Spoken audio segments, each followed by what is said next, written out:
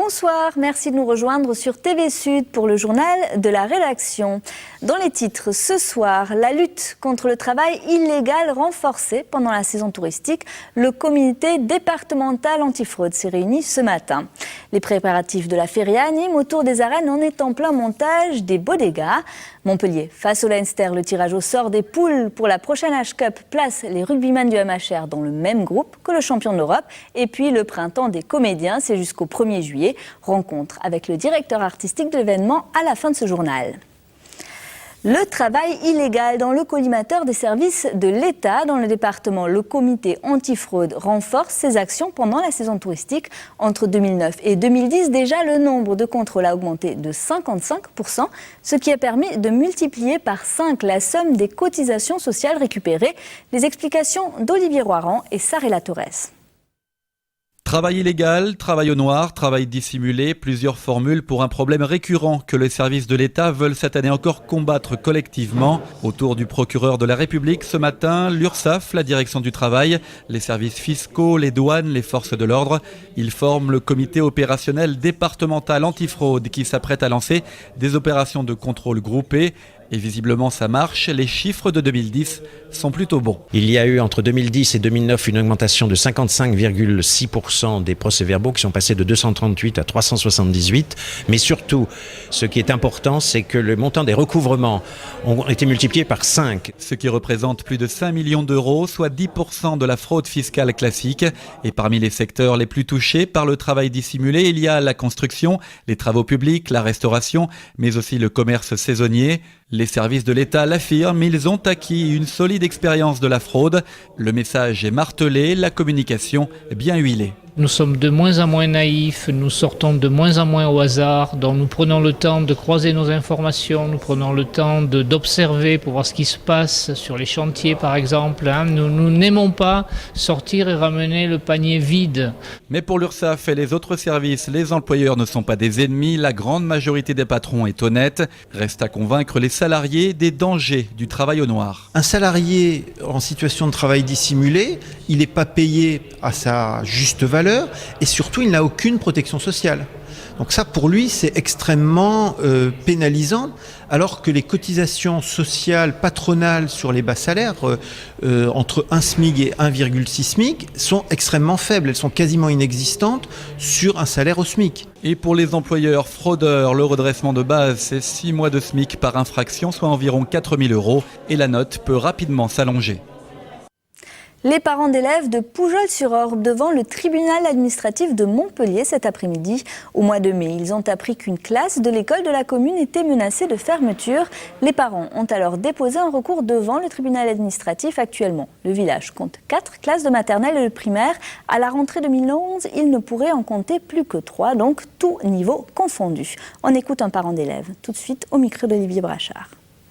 On va passer donc de classe 23-24 élèves en moyenne à plus de 27 pour 3 enseignants à triple niveau. Alors qu'actuellement on est sur des bases de double niveau. Donc triple niveau, 27 élèves, au-delà même, à sachant que, pertinemment que si on enlève cet instituteur, on ne peut même plus accueillir les moins de 3 ans. Le tribunal administratif qui devrait rendre sa décision sous 3 jours. 4 mois de prison avec sursis pour le viticulteur qui comparaissait hier devant le tribunal correctionnel de Montpellier. Le 20 avril dernier, à Corconne, l'homme avait tiré sur une fourgonnette conduite par 2 Roms. Il les soupçonnait d'avoir volé des piquets de vigne en métal. Quant aux 2 voleurs présumés, ils ont été condamnés à 6 mois de prison avec 3 mois de sursis pour le conducteur de la camionnette et 4 mois avec sursis pour le passager. Hier, devant le tribunal correctionnel, vous l'avez vu, une centaine d'agriculteurs étaient venus soutenir leurs confrères et dénoncer les vols récurrents des piquets de vigne métalliques. On y reviendra dans le journal de demain. Une vingtaine de postiers étaient rassemblés devant la direction opérationnelle territoriale du courrier. C'est à Montpellier ce matin. Ils protestaient contre le déplacement annoncé des activités de la machine de tri de Saint-Jean-de-Védas vers la poste intercommunale du Languedoc. Un mouvement soutenu par les syndicats CGT et Sud-PTT qui craignent des suppressions de postes et la dégradation des conditions de travail. On écoute Lucien Trémola, délégué CGT. Nous avons été un peu déçus aujourd'hui parce que nous avons rencontré aucun responsable, qui nous ont repoussé la réunion donc au 20 juin. que pour nous, il est hors de question de nous supprimer notre outil de travail et qui, à la clé, va supprimer des emplois, et notamment des emplois où nous avons des gens qui sont en difficulté physique due justement au travail et qui risquent d'avoir après des difficultés pour un reclassement. Réunion avec la direction territoriale de la Poste qui devait se tenir ce matin a été reportée au 20 juin.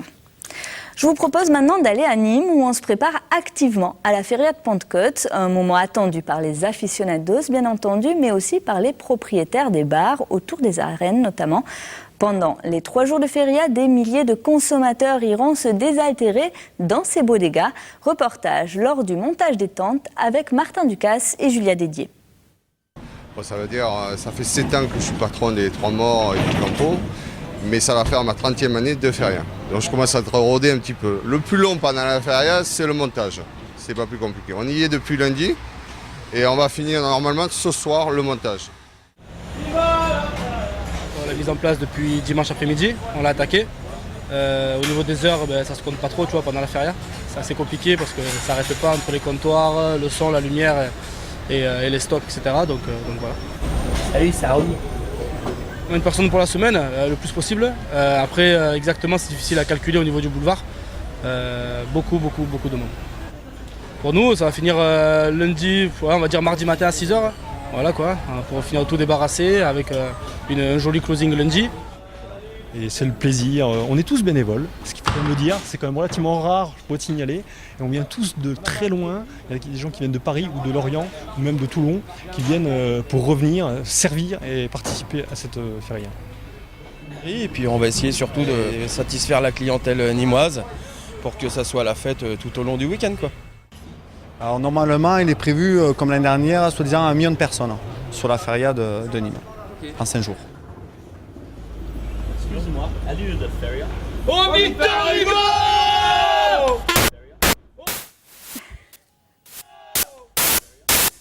Et TV Sud sera bien entendu présent tout au long de la feria avec notamment un plateau installé à l'Impérator. Les rugbyman montpelliérains affronteront le champion d'Europe ce midi. Les poules de la H-Cup 2011-2012 ont été tirées au sort à Twickenham. Pour sa toute première participation à la Grande Coupe d'Europe, Montpellier n'est pas épargné. Le MHR est tombé dans le même groupe que les Irlandais du Leinster, les tenants du titre donc. Ses autres adversaires seront Glasgow et Bath, la poule de la mort en quelque sorte. On écoute la réaction du 3e ligne Vassili Bost au micro d'Olivier Brachard. C'est ce qu'on voulait, on voulait des matchs durs, on voulait connaître la Heineken Cup. Voilà, là on va rentrer, on va voir ce qui se fait de mieux en Europe, ça va être très bien. Si déjà l'objectif est de rester invaincu à domicile, ce sera quelque chose d'important.